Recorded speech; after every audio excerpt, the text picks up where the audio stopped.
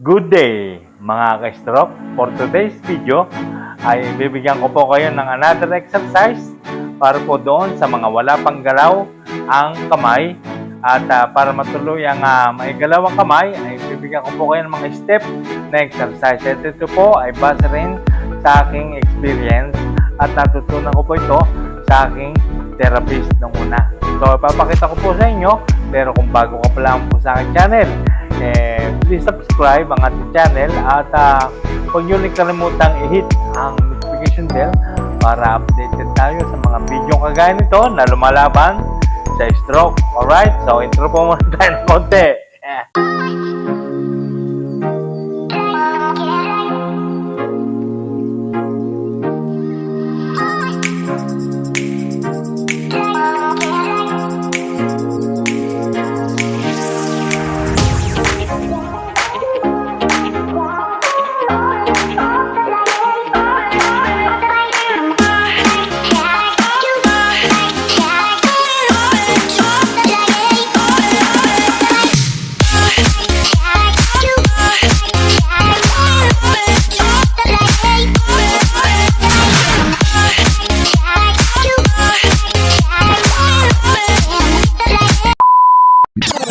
So, ito na po ang una natin gagawin. Wala pong galaw ang iyong kamay. Ayan. Lalo na't matagal na. Naglalak na. So, mahalaga rin po na mayroong ganito. Kung wala pong ganito, ay pwede rin po sa table, sa lamesa. So, mas maganda po kung ganito para nakalawit ang daliri. So, gaganyan po natin siya. Papatong po natin dito. Ayan. Ayan. Tapos, diretso po ang kamay. Ayan. Ang gagawin po natin ay up and down ang kamay. Para po ito sa wrist. Ayan. Sa wrist niya. Sa wrist. Para ma-practice yung kanyang mga ugat. Para mabigyan siya ng galaw. So, ganito po yon. Up and down po. Ayan. Ganyan. Ayan. Pwede po natin siyang bilangan ng kahit 10 repetition. Ayan. 10 repetition. O mas higit pa. Mas maganda. Mas marami. Ayan. So, example po natin ay 5. Ayan, parang ito. 1. Ayan. 2. 3. 4. And 5. Ayan. Taas baba lang po, yung kamay po lamang. Tapos nakalapat po ang forearm sa pasimano po ng sopa. Sunod ay ganon din po, pero gagawin natin naman ay side to side. Okay? Ito pa, ganito po. Ayan. Pwede rin po natin bilangan siya ng kahit mahigit pa sa 10 na repetition. Ayan. Mas maganda, mas marami. Ayan. Pero sample din po natin ng 5. Ayan, para ganito po. 1, 2, 3, 4, and 5. Ayan. Sunod ay pabilog. Ayan. Circle. Ganito po. Ayan. 1, 2, 3, 4, 5. Then, clockwise. Ayan. 1, 2, 3, 4, and 5. Ayan. So, yung po mga exercise na yon ay para po dito sa wrist. Ayan. At para ma-practice po ang kanyang para masanay siya na lagi siyang ginagalaw ng ganyan para mabigyan siya ng galaw. Ang sunod po ay yung para po sa mga daliri. Nakakapit po ng ganyan. Para po maibukan natin, di ba? Minsan nakasaradong ganyan. Igaganyan po natin. Ikakawit po natin kaya bago sa natin hilahin pa ganyan. Para po siya ay bumuka. Yan. Ganon. So, sunod naman natin gagawin ay itataas po natin ng mga daliri 1 by 1. Ayan. Parang ganito po. Ayan. Kapag ginagawa niyo po ito araw-araw, malimit yung ginagawa, ay masasanay po siya at may gagalaw po siya. Mabibigyan po siya ng galaw. Ayan. So kaya po hindi siya gumagalaw kasi nga sa dami ng namatay na cell sa ating utak ay talagang hindi na nagkukumandang utak ang ating kamay. Ayan, at saka ang paa rin, ganun din. Basta yung affected parts. Ayan, so kaya kinakailangan lagi siyang ginagalaw. Yung po technique dyan, kahit sa rehab, yan din po sasabihin ang igalaw ng igalaw. Ang importante ay naigagalaw siya ng naigagalaw. Ayan, ulit-ulit lang po, ganyan din ang daliri. Ayan. Tapos ngayon, kung siya meron na siyang galaw, nakakagalaw na siya, ay practice po natin na itaas na ganyan, na siya mag-isa. Ayan. Isa-isa rin po, isa-isa. Ayan. Ayan. Subukan nyo po, basta nagkaroon na ng galaw, gawin nyo yan. Ayan. Para masanay siya, kailangan na ginagalaw siya ng ginagalaw. Ayan. Ngayon, kung medyo nabibigyan na siya ng lakas, ayan, pwede naman natin gawin ganyan. Ayan, itataas na ganyan. Ayan. Pwede natin siyang bilangan kahit 5. Ayan. 1, 2, 3, 4, and 5. Ayan. Para masanay siya, basta magkaroon na siya ng galaw, magkakaroon niya ng galaw, basta ginagalaw mo siya lagi ng ginagawa. Ayan, paulit-ulit. Basta sa ulit-ulit mong ginagawa yan, ay mararamdaman mo lamang na siya ay gumagalaw. Siyempre, isipin nyo, parang patay na siya. Pero hindi. May pakiramdam naman. Oo. Ang problema nga lang, hindi siya gumagalaw. Mabigat. Sobrang bigat. Ayan. So, ganun po ang gagawin. Ayan. Tsaka yung daliri, ginaganon. Tapos, pag ginagalaw na, practice natin na ganyan. Tapos, practice din natin iti-twist na ganyan. Ayan. So, para magawa niyo po yan, kailangan nakarelax ang ating isip. Kasi pag hindi nakarelax, na magkakaroon siya ng gigil, ayan, mangangatal siya na ganyan.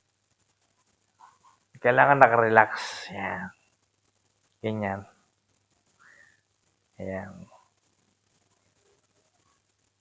Mabibigyan nyo ng galaw yan. Pagka lagi nyong ginagawa yan. Ayan, so ganun po ang gawin natin kapag wala pang galaw o mahina pa ang galaw ng ating kamay, ganun po muna ang ating gawin na exercise. Ayan, parang stretching na rin at saka sa mga daliri. Kapag ginagawa natin yan, malimit natin ginagawa kahit mas maganda sana kung araw-araw ginaganon natin, lagi natin ang ginaganon na kamay natin, ay mabibigyan natin siya ng magandang galaw. At pagka gumagalaw na siya, ay saka naman siya natin na exercise ng may mga gadget na kagaya ng dumbbell. So napakaganda po niyang exercise at yan po ay ang ginawa sa akin nung aking unang therapist, kaya nabigyan din ng galaw. At ako na rin lamang ang nagpatuloy noon kasi yun ang sinabi niya gawin ko lagi, di ginawa ko nga. At saka umepekto talaga. Naigalaw ko talaga ang aking kamay. Ako na lamang ang nag-develop ng mga ibang exercise. Kaya ang kamay ko lumakas. Ito po ang aking affected na kamay. Ayan, medyo talagang malakas na siya. Halos kumbaga sa 100%, ay nasa 85% na ang galaw niya. Wow! Nagagamit ko siya sa mga kapakipakinabang na bagay ay nagagamit ko na siya. So, gawin natin yon araw-araw. Ganun laging gawin nyo, paulit-ulit. At mabibigyan nyo ng galaw.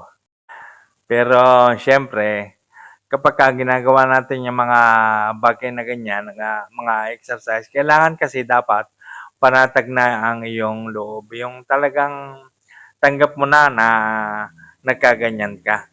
Yung nakarelax ba, yung kailangan masigla ka kasi pag matamlay ka, napaka-tagal ng proseso nung pagde-develop ng paggalaw ng kamay, pagbabalik. Matagal pagka matamlay. Kasi kung ano-ano pa ang iniisip mo. Maganda kasi yung panatagang loob mo, yung kailangan masigla ka. Para mapapansin mo, mabilis ang kanyang development Naintindihan ko naman kasi mga pinagdadaanan niya natin lahat, ninyo, pinagdaanan ko rin talaga. Ayun nga, na-stroke ka na nga, tapos ang masakit nga dyan, ay yung mga nawala sa iyo, di ba? Kagaya nga ng mga profession mo, talent, ayan, di ba? Yun ang isang masakit na mawala eh, yung mga talent eh. Pero isipin natin, lahat naman ng bagay na meron tayo at katangian na meron tayo, ayun naman yung pinahiram lang sa atin. Anytime kasi, pwede niyang bawiin, di ba? So, kaya ang masakit nga doon, hindi naman tayo handa. Yung biglang binabawi ng biglaan. Pero isipin natin, kasama lang talaga yun sa pagsubok nga. Yan. Kasi nga, hindi naman tayo bibigyan ng mga trials na ganito kung hindi natin kayang lampasan. Alam ng Diyos na malalampasan natin at yung mga nawala sa atin ay magkaroon ulit tayo, mapahiram ulit tayo ng panibago. Pakiramdam kasi natin parang inuulan tayo ng pagsubok, ano? Pero kung inuulan tayo ng pagsubok, edi magpayong tayo ng dasal, ng tapang, ng lakas ng loob. Yan ang gamitin natin kapote at payong. Kailangan nakapokus ka kasi sa ginagawa mo. Yung kagaya ng mga pag-exercise, kailangan nakapokus ka doon. Kailangan yung masigla ka, yung panatagba ang loob mo, ibig ko sabihin talaga. Pagka kasi yung meron kang alinlangan, yung matamlay, ay talagang tatamarin ka sa lahat ng bagay. Ay tatamarin ka. Pero tandaan natin, kapag hindi natin ina-exercise ang ating affected na bahagi ng ating tinamaan ng stroke, ay talagang lalo ka manghihina. Yun yung umupo ka na lamang nang inaabot ka ng halos 8 oras ka nakaupo na hindi ka gumagalaw. Yun nga hindi na-stroke, nakaupo ng ganun katagal, ma-stroke talaga tayo pa ba naman? Kaya kailangan kasi may galaw siya ng may galaw. At kailangan yung masigla ang iyong damdamin. Yung mas maganda kasi meron kang napapaglibangan, yung ba nagpapasaya sa iyo, makakapagpasaya sa iyo na napapaglibangan mo, yung maging abala tayo, yung abala kasi isang bagay. Ayun, yun ang isang may papayo ko talaga. Kailangan yung damdamin mo talaga, yung hindi ka na nag-iisip ng yung may kulang talaga. Ganun talaga na stroke masakit, di ba? So, lalo na pagka bago-bago. Pero pagka natanggap mo talaga ng buong puso talaga, yung panatag ang loob mo, tapos yung ginagawa mo mga exercise na mga magpapalakas at magpapagalaw sa iyong katawan, ay magagawa mo talaga at napakabilis ng proseso at development ng paggalaw. Napakabilis talaga. So, yan po ang aking masasabi. Kailangan panatag talaga ang ating loob. Yung meron kang pinagkakaabalahan na ikaw ay sasaya. Oo. So, yun po ang aking may papayo. Ayan. So, yung mga bagay na nawala sa atin, isipin natin ay pinahiram lamang sa atin yan. Kaya nga, anytime ay pwede niyang bawiin. So, nangyari na nga yun. At ngayon ay tayo ay nag-uumpisa uli. May laban pa kasi nga buhay pa tayo. Ayan. So, yung mga nawala sa atin ay maipabalik natin yon ng mas doble pa. So, kailangan ikaw ay may motivation talaga, naniniwala ka sa iyong sarili at kailangan may loob ka, matibay ang loob. At saka hindi ka na mawala ng pag-asa, always think positive. At mga negativity, hindi maganda yan. So, ganun po ang ating gawin, ganun po ang aking ginawa. Talagang napaglabanan ko lahat yan ng mga masasakit talaga, masakit. Pero nalampasan na natin yun. Sana ay kayo ay ganun din. So, yan po ang aking masasabi at lagi po natin tatandaan. Tayo po lahat ay lalakas, gagaling, baliktad, at titigas ang katawan. So, saludo po ako sa mga na-stroke na lumalaban. Maraming salamat po sa panonood. And God bless po. And I love you all.